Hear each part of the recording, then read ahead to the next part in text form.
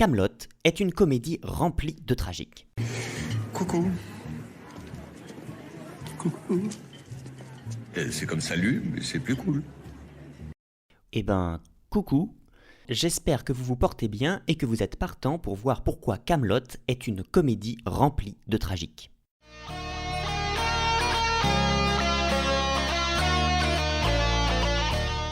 Salut et fraternité.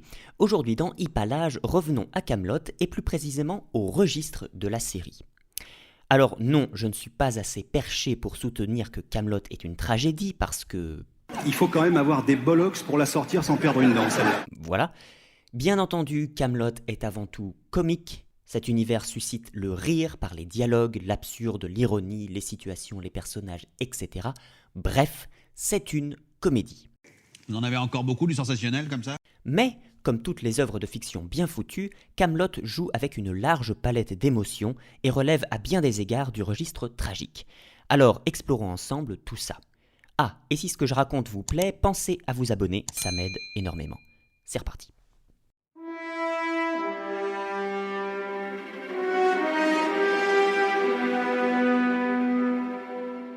S'il y a bien un élément incontournable dans toute tragédie, c'est bien la fatalité et le poids du destin. Que ce soit dans les pièces d'Euripide ou dans les films de George Lucas, les personnages sont sans cesse les jouets de forces qui les dépassent. Et à bien y regarder, dans Kaamelott, on est pile dedans. Pile.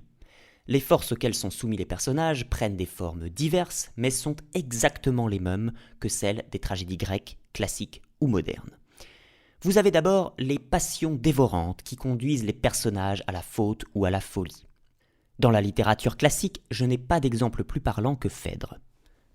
Et dans Kaamelott, on pense immédiatement à ce dingo de Répurgateur, mais aussi à la soif de pouvoir de Mévanoui, ou encore à Léodagan que l'amour des armes et de la polyurcétique, si vous savez pas ce que ça veut dire, tant pis pour vos tronches. mène bien souvent à la déraison. Léodagan, c'est un fou de défense et de tourelle et de machin.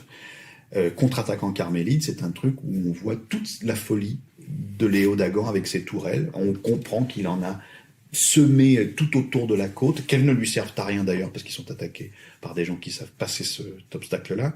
Et puis bien sûr, il y a l'exemple le plus évident, celui de Lancelot, que l'amour pour Guenièvre et l'idéal élitiste conduisent à la folie. Et attention, quand je parle de passion dévorante, c'est du lourd. C'est pas un euphémisme, elles ont le potentiel de détruire ou de consumer les personnages, et d'ailleurs elles le font souvent. On est loin des petits défauts du genre la gourmandise de Caradoc, l'apparente couardise de Bohort ou l'avarice de Léodagan. Dans ces cas-là, on serait plutôt dans de la comédie de mœurs à la Molière, ce que d'ailleurs Astier ne cache pas du tout. Autre vecteur classique de la fatalité que l'on retrouve dans Kaamelott, l'hérédité. Comme Néron dans Britannicus qui porte dans son sang la folie de ses ancêtres, comme Antigone qui est pleine de l'orgueil de son père Oedipe, Arthur souffre de son hérédité parce qu'on le compare sempiternellement à son père. Tous les principes de fils ressemblent au père. C'est le même genre de taré. Qu'est-ce que je sais, moi? J'ai jamais vu le fils. Le père, c'était un gros dingo, hein. C'est tout ce que je peux dire. Et d'ailleurs, il est intéressant de remarquer que le héros fait ici les choix inverses de ceux de son père, comme Luke dans Star Wars, mais il en souffre d'autant plus parce que sa mère désapprouve, ce qui participe sans doute à sa dépression. Du temps de Pendragon. Ah mais merde avec Pendragon! Fallait pas lui parler comme si, il aurait jamais accepté ça. Quand on lui marchait sur le pied, il vous crevait un œil. Moi, quand on me marche sur le pied, on me dit pardon. Et puis je réponds, c'est pas grave. Je suis pas une espèce de gros taré à qui on peut jamais rien dire. Alors foutez-moi la paix avec ce con et finissez ce qu'on vous a mis dans votre assiette. Et vous pourriez me faire remarquer à raison que d'autres personnages dans Kaamelott ont une hérédité chargée et pesante, Yvain, Gauvin et Lancelot, ce qui aura à coup sûr une importance pour la suite de l'histoire. La fatalité s'exprime aussi dans Kaamelott par le devoir et l'obéissance à la hiérarchie. C'est le grand classique de la tragédie cornélienne, faut-il ou non suivre son devoir, et Astier nous donne sa réponse dans le livre 6. Sur ordre, le général Manius Macrimus Firmus perd 13 ans de sa vie sur le front au mur d'Adrien, et même tarif pour Aconia resté seul à Rome. 13 ans de front, je vais mettre une toge, des petites sandales, je vais aller faire pignouf au Sénat. Ça me tue que ça vous surprenne.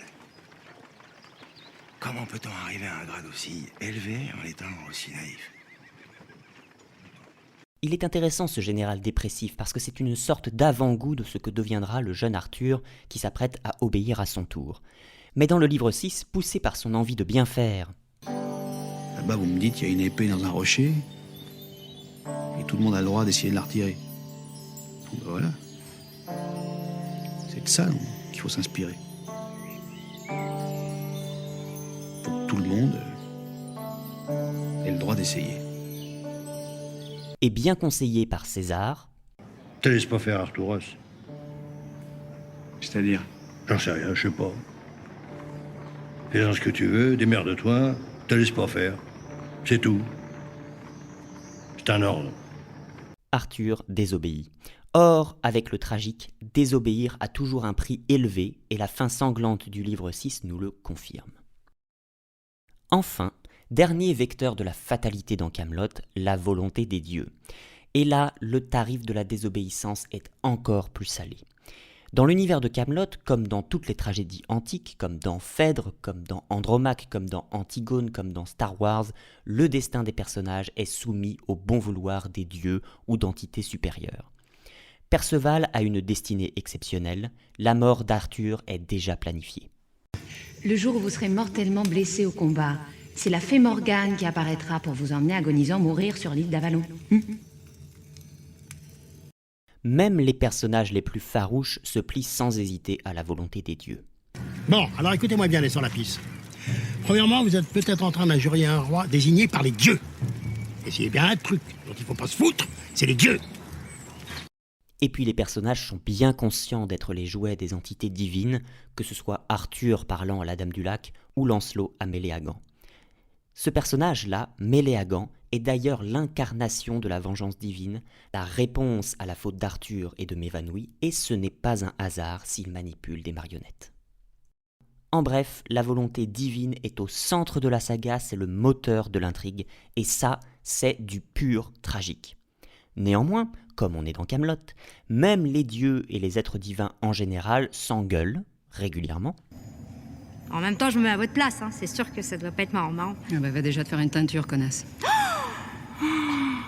Qu'est-ce que j'ai entendu? J'ai reçu une malédiction, je vous ferai dire. J'aimerais bien redevenir comme avant, sauf que ça part pas. Mais c'est celle-là qui vous l'a envoyé, la malédiction, c'est vous qui lui avez demandé. Comme c'est pas vrai. Soit disant que maintenant que les chrétiens prennent le pas sur les Celtes, le style Roukmout, ça fait ringard. Ou alors se plante lamentablement. Vous voulez dire que cette porte mène... Bah dehors, en bas des escaliers, près du poulailler. Mais elle s'est gourée, cette conne de Dame du Lac. Du coup, ce n'est pas facile de comprendre leur volonté ou d'apaiser leur colère, et donc que tentent de faire les mortels? Eh bien, de la divination avec plus ou moins de succès. Mais qu'est-ce qu'il fait celui-là? Il fume un merle? Divination. Ah. Mais n'insistez pas, je vous refilerai pas la reine. Mais pourquoi? Mais parce que je m'y suis fait. Ça a pris assez de temps comme ça, je commence à peine à supporter sa présence. Excusez-moi, beau-père. Oh, mais moi je vous admire, hein, j'ai jamais pu, moi. Bon voilà, en tout cas, c'est pas pour l'envoyer se faire sacrifier maintenant sous prétexte que machin des loups est pas joasse. C'est l'esprit des loups. Oui, bah l'esprit des loups, il ira se trouver quelqu'un d'autre que ma femme. Et le souffle divin s'abattra sur Camelot, jusque dans les mers lointaines. Et Arthur Pendragon s'assied à la table ronde et il dit « Mes amis, cette table est comme certains fromages. L'on peut la diviser en parts égales, mais il sera très difficile de la râper. » Parce qu'à force de se foutre de la gueule des dieux, de se mettre à la colle avec une femme de chevalier et de laisser la reine partir avec l'autre, on est bien d'accord qu'il y a forcément un truc qui va finir par vous tomber sur le coin de la gueule. Qu'est-ce qu'on regarde là? Si, il y a quelque chose au fond, là. De la merde. Ça fait comme des traces. Des traces de merde. Dites-nous ce que vous y voyez, vous. C'est ça qui compte. Le fils Pendragon en chemin pour la Bretagne. Voilà ce que j'y vois. Sans vouloir vexer, pour voir le retour du fils Pendragon en provenance du sud, là, faut avoir sacrément les globes alignés. À la limite, il y a ça, mais ça colle pas tout à fait. Et qu'est-ce que ça dit? C'est mauvais? Les poissons mourront de chaleur et donneront naissance à des serpents qui sailliront les femmes qui donneront naissance à des cochons. C'est plutôt mauvais quand même. Ah oui, mais ça c'est au cas où on tombe sur un bouc boiteux devant une chapelle. Il boitait votre corbeau? Dans le film Camelot premier volet, la progression dramatique a aussi pour origine les dieux. Lancelot commet la faute de fragmenter le royaume, ce qui précipite le retour d'Arthur comme instrument de la vengeance des dieux. Donc c'est important parce que les dieux demandent à Arthur de se venger de Lancelot Donc forcément, s'il le fait pas ou s'il va pas au bout de tout ça, il va y avoir des conséquences. C'est encore une manière de désobéir aux dieux. Ça donne à réfléchir pour la suite de la trilogie tout ça. Allez, je pourrais parler de fatalité encore longtemps, mais passons au héros tragique dans Kaamelott.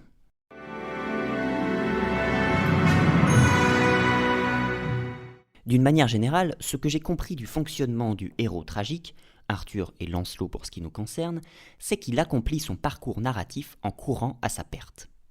Il n'est pas confronté à un simple échec comme tout autre héros bien écrit en rencontre, non, malgré lui, son arc, sa destinée si vous préférez, ne peut être accomplie que par sa propre destruction, ou du moins par l'échec total de l'objectif qu'il était censé remplir.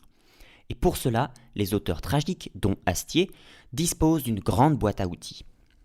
Premièrement, jetons un coup d'œil sur les caractéristiques sociales des personnages tragiques. Il s'agit quasi systématiquement de nobles, de rois, ou plus généralement de figures disposant d'un grand pouvoir. Roi persan dans les Perses d'Échille, prince du Danemark dans Hamlet, empereur romain dans Britannicus de Racine, nobles espagnols dans le Cid de Corneille, régent thébain dans Antigone d'Anouilh. Ah ça va, vous allez pas nous sortir tout le curriculum, si? Et dans Kaamelott, on est servi des reines, des chevaliers, des empereurs, des sénateurs. Cependant, dans Kaamelott, ces personnages interagissent toujours avec le peuple. Vous adressez pas la parole aux dames, hein? Et pourquoi donc? Parce qu'on sent purin, c'est ça? Bah déjà oui. Et si j'ai quand même envie de leur souhaiter la bonne journée aux dames du château? Elles vous répondront pas, vous sentez le purin? Non, et puis si votre but c'était de séduire les dames, fallait faire chevalier, c'est tout. Et ils en sont souvent issus eux-mêmes. Encore un fils de Pecno que vous avez anobli. Et d'ailleurs, on se faisait une réflexion amusante. C'est vrai, autour de votre table ronde, il y a pratiquement que des connards. Il ne faut pas oublier que l'un des propos de cette histoire, c'est que tout le monde a le droit d'essayer et de participer aux grandes quêtes. Mais bon, ça reste des personnages de pouvoir dont les erreurs changent l'ordre du monde, alors qu'en comédie classique, on a plutôt affaire à des petits bourgeois ou à des serviteurs. Mais, tout nobles et puissants qu'ils soient, ces héros ont des défauts qui vont rendre insurmontables leurs épreuves. Aristote parle d'armatia, c'est la faille du personnage qui conduit à sa chute. Typiquement, l'attachement qu'a Anakin pour sa mère dans Star Wars ou les méfaits involontaires d'Oedipe. Pour Lancelot, il s'agit de son idéal exagéré de pureté et pour Arthur de sa tendance au découragement. En fait, il ne trouve pas le vase, hein. Il ne le trouve pas. Et puis Tourson, il fait de la dépression. Et tous les jours, il se demande s'il va se tuer ou pas. Eh bien, ça permet de nous identifier plus facilement au personnage. À ce défaut originel, à cette armatia, s'ajoute ce que les Grecs appellent l'hybris, c'est-à-dire la fierté excessive, l'orgueil démesuré et le manque de respect pour l'ordre du monde. Lancelot se croit assez puissant pour morceler la terre sacrée du royaume de l'ogre, et bim, souffle divin et retour d'Arthur dans ta mouille. Arthur perd courage au point de se maquer avec Mévanouille, et vlan, la réponse dans ton pif. Panique, ruine, fin d'un monde, sur terre sans démon ni sorcière, vient Dieu des morts solitaire des frayeurs, du ciel à l'insulte, la réponse.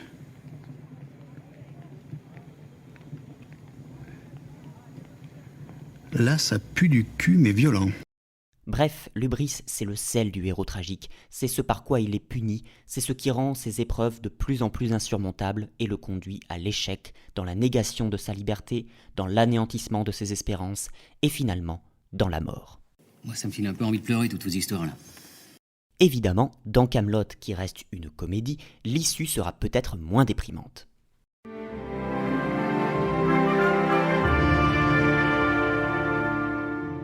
On a vu l'importance de la fatalité, on a vu les caractéristiques du héros tragique, je vais finir en évoquant certains points de construction dramatique et certains thèmes propres au tragique que l'on retrouve dans Kaamelott. Bon, déjà, c'est une histoire, donc il y a une progression. Vous voulez pas la noter, celle-là, pour pas l'oublier? Je veux dire par là que le tragique se noue lentement. Il est en germe dans les livres 1 à 3, il éclot dans le livre 4, et il fleurit dans les livres 5, 6 et dans le film. C'est un jeu alterné d'espérance et d'alarme, pour le dire joliment. Comme j'en ai parlé dans ma vidéo sur l'exoconférence, allez la voir, elle est vachement bien. Le voyage du héros tragique est balisé par des étapes identifiées par tout plein de théoriciens. Je me contenterai donc d'ajouter que les étapes usuelles sont prises en négatif dans le cas tragique. Typiquement, les mentors tragiques poussent à la faute et à la destruction des héros. C'est le rôle de Méléagant dans notre cas.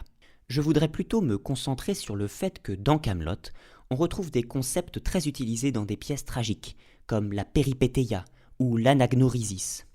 Je comprends rien, moi, encore. Moi, je vais rentrer chez moi. Bon, au bout d'un moment, c'est vexant. Tu bites une phrase sur deux. Non, mais attendez, expliquez-nous. Ce sont des mots très pompeux pour désigner des situations très communes. La péripétéia, c'est un brusque renversement du destin, quand une situation se retourne du tout au tout, comme quand Frodon craque juste au-dessus de la montagne du destin, ou comme quand Arthur donne le pouvoir à Lancelot. Et l'anagnorisis, qui n'est pas propre aux tragédies, c'est une scène de reconnaissance d'un personnage que l'on croyait disparu. C'est l'effet « je suis ton père » en quelque sorte. Ça permet de créer la surprise, comme dans Psychose ou dans Harry Potter 4 avec Barty Croupton Jr., ou bien de jouer sur l'ironie dramatique parce que le spectateur connaît la révélation avant le personnage. Dans Kaamelott, on peut considérer que la réapparition de Lancelot à la fin du livre 5 relève de cet effet. Ah, vous comprenez? Non. Enfin, et en bref, on peut noter que des thèmes classiques du registre tragique sont présents dans Kaamelott, comme l'exil, le désespoir, les prises de décision lors de monologues poignants, les scènes de plaidoyer. J'ai raté, mais je veux pas qu'on dise que j'ai rien foutu. Parce que c'est pas vrai. Et même les thèmes centraux de Kaamelott, comme la difficulté de communication ou la maladresse et l'incompétence de certains personnages, deviennent parfois le carburant même du tragique. Comme dans cette scène où Caradoc, lui-même très orgueilleux, ne se rend pas compte du mal qu'il a fait au héros. Ouais, déjà, il s'est pris une chasse, alors... Une chasse? Une chasse de qui? Une chasse de moi. Je m'excuse, je sais que je devrais pas, mais moi, les mecs qui se roulent les pouces, ça me tape sur le système. Et qu'est-ce qu'il a répondu? Rien. Qu'est-ce qu'il voulait qu'il réponde? Il sait bien que c'est moi qui ai raison. Il part en voyage, il fait 3 fois le tour de la Bretagne. Alors bon, il rentre sans le Graal, ok. Mais ça lui coûte quoi de ramener une petite tome de pays ou un saucisson? Hein? Il est temps de conclure. Les thèmes, les héros, la fatalité, la narration de Kaamelott empruntent beaucoup au tragique. Bon, très bien. Je vous ai tenu la jambe pendant 20 minutes avec ça, mais relativisons un peu. Kaamelott est avant tout un mélange de styles, et c'est bien ce qui donne du relief à une œuvre, comme dans un Cyrano ou dans un Misanthrope. Les œuvres monoregistres ont personnellement vite tendance à me gonfler. Par ailleurs, d'ordinaire, le but des tragédies classiques est d'engendrer un sentiment de pitié ou de terreur chez le spectateur.